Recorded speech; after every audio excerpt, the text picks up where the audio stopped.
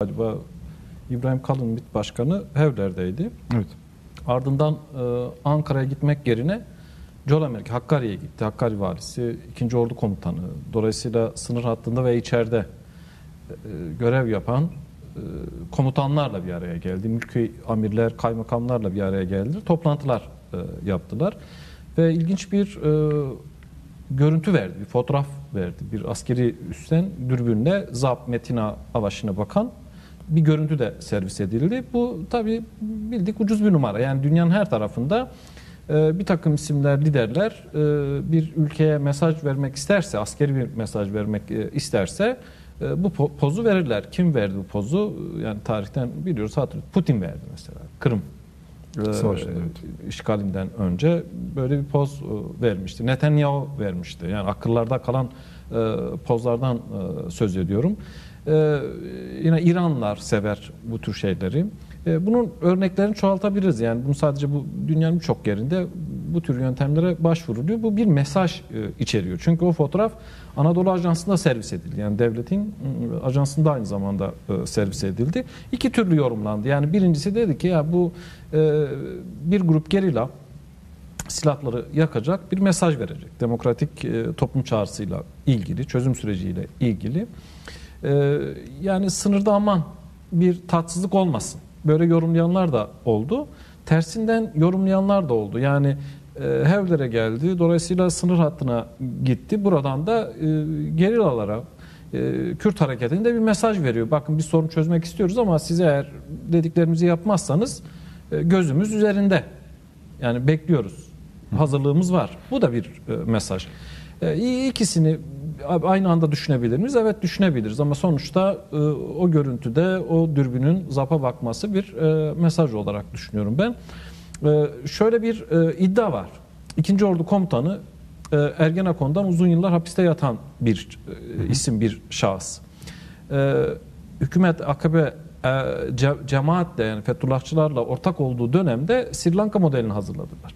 KCK operasyonlarını hatırlayın o dönemde. Evet, 2009. Evet.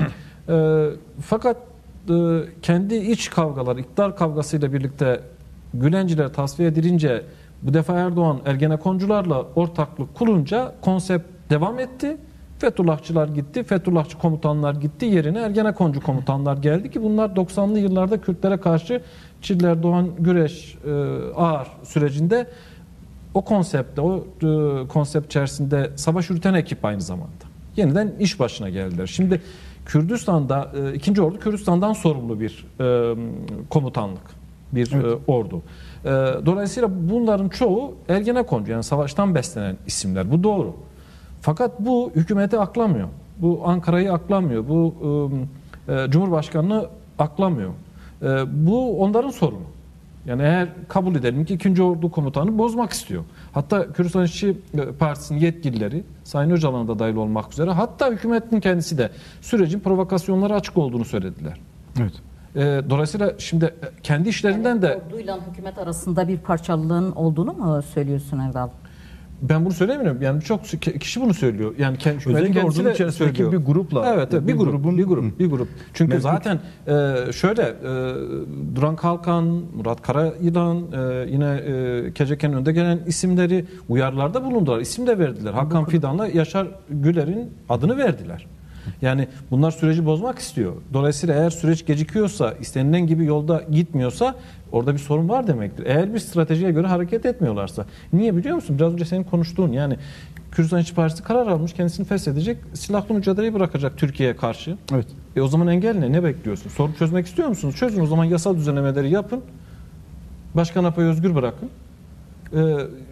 Sürecin güvencesini oluşturun, yasal anayasal hukuk çerçevesini oluşturun. Hiçbir sorun yok. Yani bu süreç birkaç ayda tamamlanır. Başkan Apo da bunu söylüyor. Demek ki o zaman Kürtlerle ilgili değil sorun. Sorun kendileriyle ilgili. Şimdi başından beri şöyle bir gerçek var. Ankara'da konuşulan gerçek şu. Güvenlik bürokrasi bu planı hazırladı.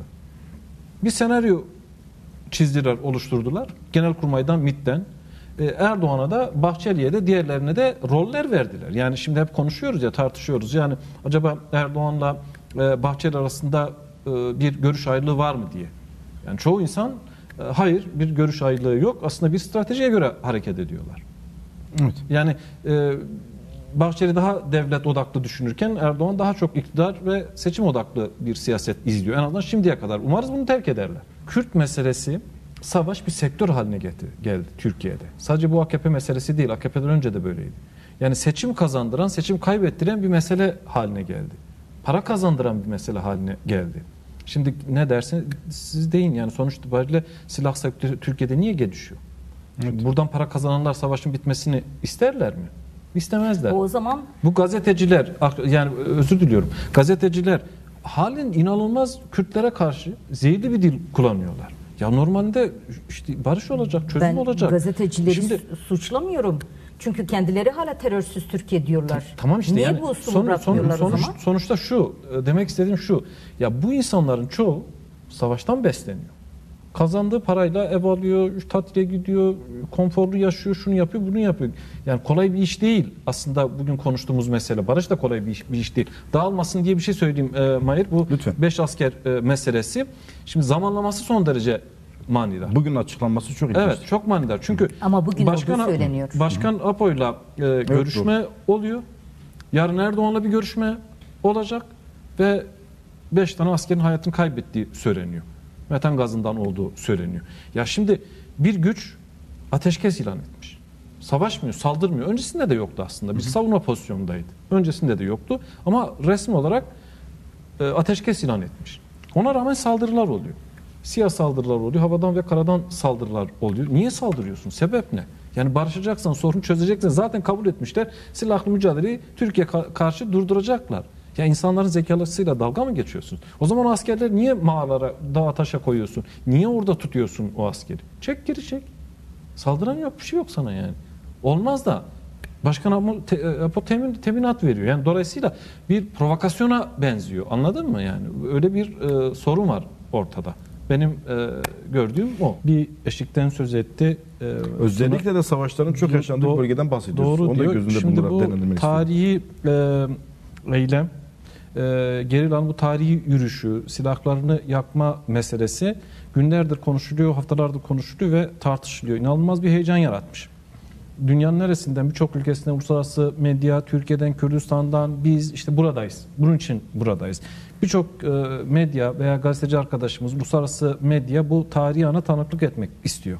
Peş peşe ülkelerden açıklamalar geliyor. Konuya ilişkin açıklamalar geliyor. Çünkü bir dönem kapanacak, yeni bir dönem başlayacak. Bu kapanan ve yeni başlayan dönem Kürtlerin mücadelesiyle ilgilidir, barışla ilgilidir ve demokrasiyle ilgilidir.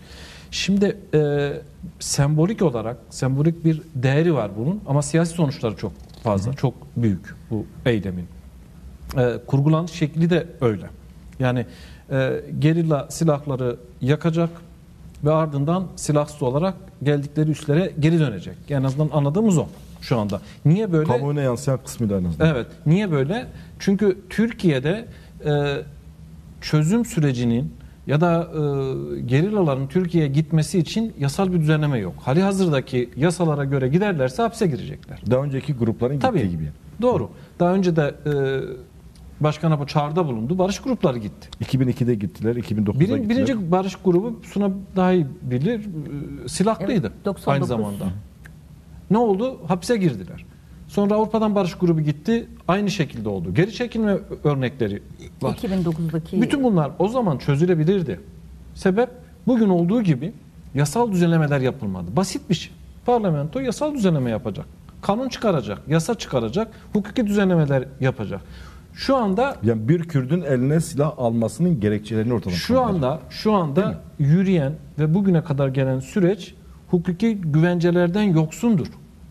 Aslında halihazırdaki... O yüzden riske ediyor. Evet. AKP bu süreci provokasyonlara da açıktır. O açıdan gerçek durum şu. Şimdi bu tarihi yürüyüş, gerillanın bu töreni, silahlarını yakması önemli bir eşiktir. Artık top Ankara'da. Kürt tarafı yapacağını yapmış, fazlasıyla yapmıştır. Bizden bu kadar tabii ki demeyecektir. Bu Önder Apo'nun da tarzı değildir. Sonuca kadar götürmek isteyecektir. Hepimizin de temel sorumluluğu budur. Şimdiye kadar eleştiriyoruz, şunu yapıyoruz. Bu şu demek değildir. Ya her şey kötü yolunda gitmiyor. Hayır. Barış mücadelesi öyle kolay değil. Demokrasi mücadelesi öyle kolay değil. Başka ne yapıyor? Yoldaşlık yapacaksak o zaman bunun gereklerini yerine getireceğiz. Sadece ben güveniyorum yetmez. Güvendiğin önderliğe yoldaşlık yapmasını da bileceksin. Başka türlü olmaz bu iş. Ya da harekete. Şimdi o zaman herkese sorumluluk düşüyor. Bir futbol maçı izlemiyoruz. Hükümet ne yapacak, o ne yapacak, o hangi açıklamayı, onun insafına bırakırsan bu olur. Ama bir toplumsal destek, yani bu yaratılan sevince baktığımızda, olağanüstü heyecana baktığımızda bir eyleme dönüşürse, bu gerilla grubunun arkasında bir eyleme, bir yürüyüşe dönüşürse tabii ki çözüm süreci de o kadar hızlanmış olur. Sonuç almak da o kadar kolay olur. O açıdan bu eylemle birlikte artık biz Ankara'yı izleyeceğiz. Ankara'ya bakacağız. Ankara'yı zorlayacağız. Yani bir an önce bu komisyon kurulacaksa kurulsun. Komisyon nitelikleri neyse belirlensin. Kanun çıkarsın, yasa çıkarsın. Gereklerini yerine getirsin. Kürt Halk Önderi Abdullah Öcalan serbest kalsın. Çalışma koşullarına sahip olsun. Ve iletişim önündeki bütün engellerin kaldırılması gerekiyor. Gerisi de zaman ve süreç meselesidir. Ama öncelikle bu engelleri kaldırmak kendilerine düşüyor. Çünkü şöyle bir şey. Bu sembolik bir adımdır. Bir adım atılıyor. Tartışıyorlar. Devamı gelecek mi, gelmeyecek mi? Gelmeyecek. Yani yasal düzenleme yapmadığınız sürece gelmeyecek. Mustafa Karasu açık söyledi. Yani biz bırakalım silahları kurda kuşa yem mi olalım?